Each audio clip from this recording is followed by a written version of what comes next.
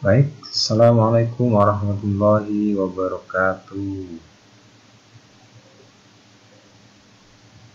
Gimana kabarnya anak sekalian? Alhamdulillah kita bisa bertemu lagi. Kita panjatkan bersyukur kepada Allah Subhanahu wa taala pada hari ini kita masih diberi kesehatan.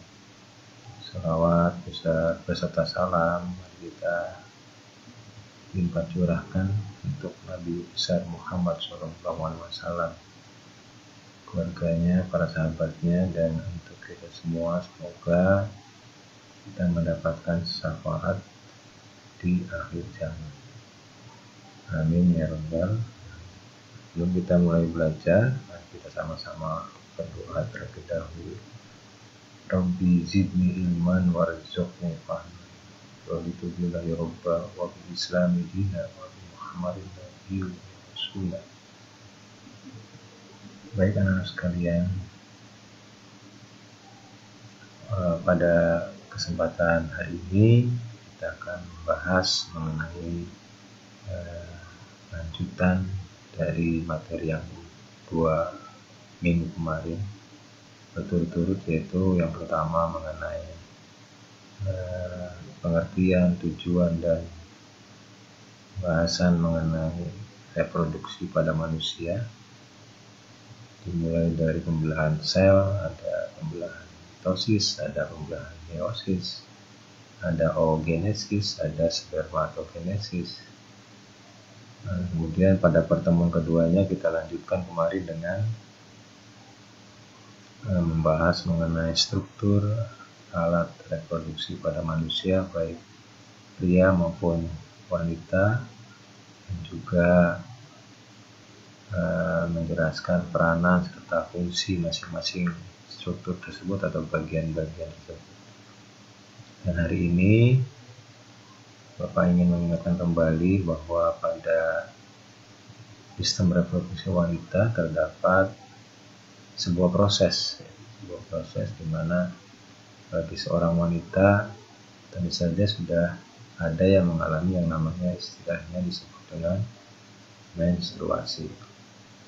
Berkaitan dengan itu, kita hari ini membahas mengenai pengertiannya, kemudian dari siklusnya, tanda dan gejalanya, sampai dengan gangguan-gangguan yang mungkin terjadi pada siklus menstruasi. Bagi kamu yang perempuan tentu saja sudah ada yang mengalami menstruasi, apalagi sekarang sudah menginjak ke kelas 9, usianya kira-kira 14 tahun, 14 sampai 15 tahun ya. Nah, ini bagi wanita barangkali sudah bukan istilah yang aneh lagi, tapi untuk kalian yang laki-laki tentu saja perlu kalian pahami dan ketahui sebagai wawasan keilmuan, baik di dunia sains terutama di dunia biologi. Apa itu sebenarnya yang dimaksud dengan menstruasi? Anak sekalian, menstruasi itu suatu keadaan di mana ada keluarnya darah, kemudian lendir dan sel-sel epitel atau sel-sel jaringan yang menyusun dinding rahim. Apabila seorang perempuan mengalami menstruasi, ya, maka akan keluar darah melalui bagian dinamakan dengan vagina. Jadi kalian masih ingat ada bagian-bagian yang dapat pada sistem reproduksi wanita, antaranya adalah yang disebut dengan vagina, kemudian ada rahim atau uterus, ada bagian yang namanya tuba fallopi, sampai dengan bagian disebut dengan ovarium. Disinilah awal mula dari siklus menstruasi. Dalam ovarium, apa itu ovarium? Masih paham atau sudah lupa ya kemarin? Ovarium itu adalah bagian reproduksi wanita yang berperan untuk menghasilkan sel telur atau dinamakan dengan ovum. ovum, ada istilah ovarium, ada istilah ovum. Kemudian satu lagi yaitu istilah ovulasi. Kira-kira apa yang membedakan dari ketiga istilah tadi? Ovum, ovarium, ovulasi. Jangan sampai kalian bingung. Ya, jadi ovarium itu tempatnya atau bagian besarnya. Nanti ada yang namanya folikel-folikel di ovarium, di mana folikel-folikel itu ada di dalamnya itu disebut dengan ovum atau sel telur. Jadi bagian ovarium namanya folikel. Folikel inilah yang berperan kemudian mengembangkan ovum itu di dalam ovarium ini ya. Folikel dalamnya ada ovum yang sampai kemudian berkembang menjadi ovum yang sudah matang. Nah, pematangan ovum pada folikel di dalam ovarium itu kemudian mencapai puncaknya ketika sudah matang sekali. Selanjutnya bisa dilepaskan atau disebut dengan proses yang dinamakan dengan ovulasi. Ovulasi itu pelepasan ovum dari ovarium yang secara lebih jelas lagi di dalam folikel. Folikel itu bagian dari ovarium. Ketika folikel melepaskan ovum atau sel telur yang dinamakan proses ovulasi, dia akan meluncur atau melalui saluran lanjutannya yang dinamakan dengan saluran tuba falopik. Nah, di sana terjadi atau tidaknya fertilisasi atau pembuahan itu akan mempengaruhi proses selanjutnya. Apabila terjadi pembuahan atau fertilisasi, maka jadinya adalah zigot atau calon embrio manusia. Tapi ketika tidak terjadi fertilisasi, maka terjadinya menstruasi ini.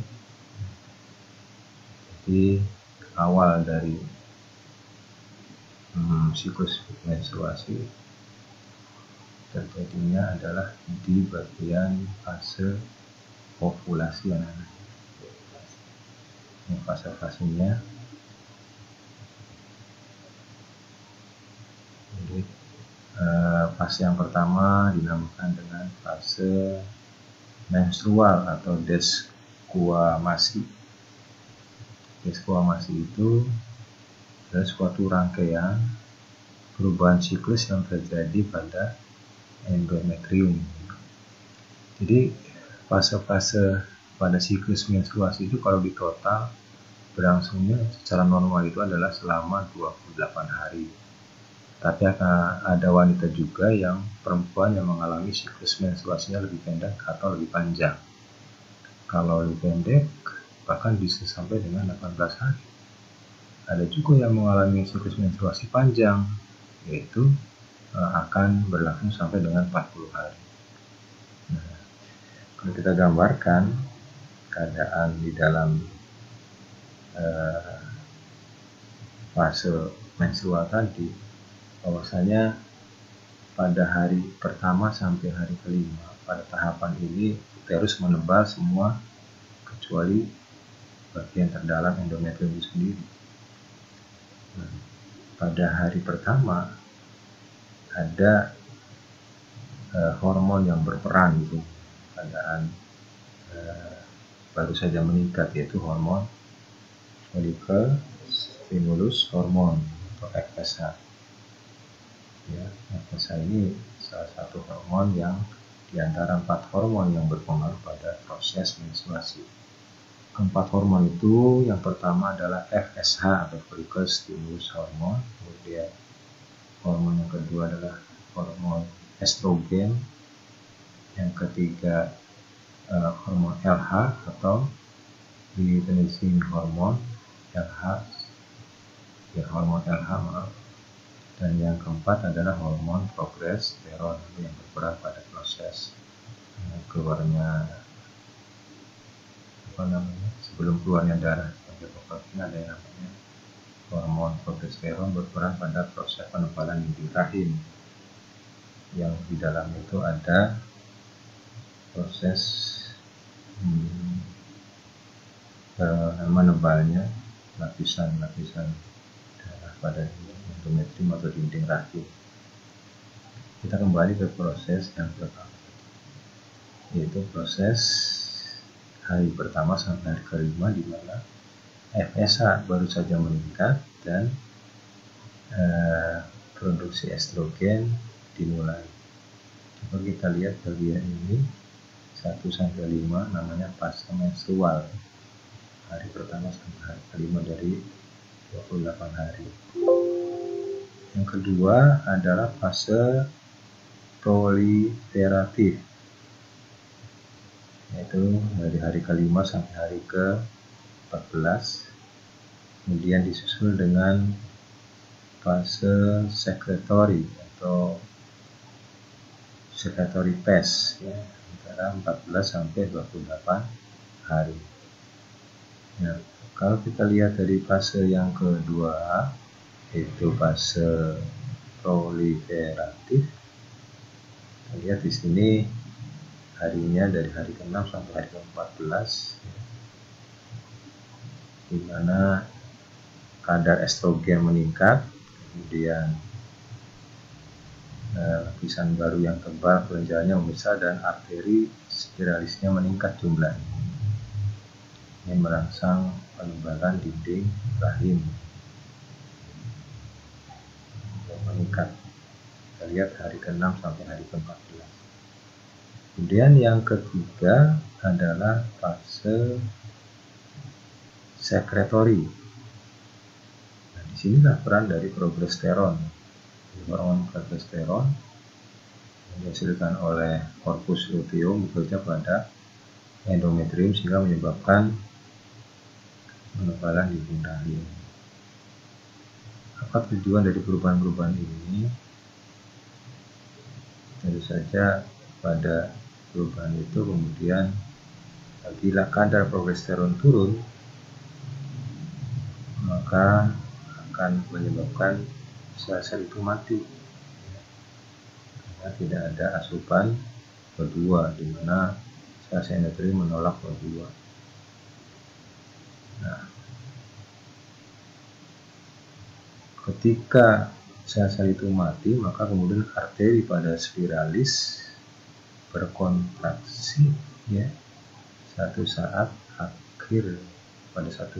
akhir, dan kemudian tiba-tiba relaksasi sehingga menyebabkan membuka lebarnya arteri sehingga darah deras mengalir dan memenuhi, yang menyebabkan kemudian darah itu luruh sampai ke vagina. Inilah disebut dengan keluarnya darah dari vagina yang dinamakan dengan menstruasi itu sendiri. Jadi sekali lagi ada 4, ya, yang berperan pada saat menstruasi, yaitu yang pertama hormon FSH, yang kedua hormon estrogen, kemudian ada lagi LH, dan yang terakhir adalah hormon progesteron pada saat penebalan dinding rahim sampai dengan ketika progesteron turun, maka seluruhlah sel darah yang ada di dinding rahim. Itu yang bisa Bapak sampaikan. Nanti hal-hal yang kaitannya dengan gangguan sistem menstruasi ini Bapak akan terangkan lewat slide atau bagian PDF yang Bapak akan sampaikan pada Google Form. Terima kasih atas perhatian kalian. Mudah-mudahan kalian semangat terus belajarnya, dan tolong nanti hal-hal yang penting yang kaitannya dengan siklus menstruasi bisa kalian catat, ya, dan bisa kalian lihat pada buku paket perpustakaan yang sudah kalian terima dari Kemdikbud, yaitu poin-poin penting tentang siklus menstruasi pada seorang wanita. Jadi apa yang Bapak sampaikan ini sebagai pengantar saja. Untuk selanjutnya kalian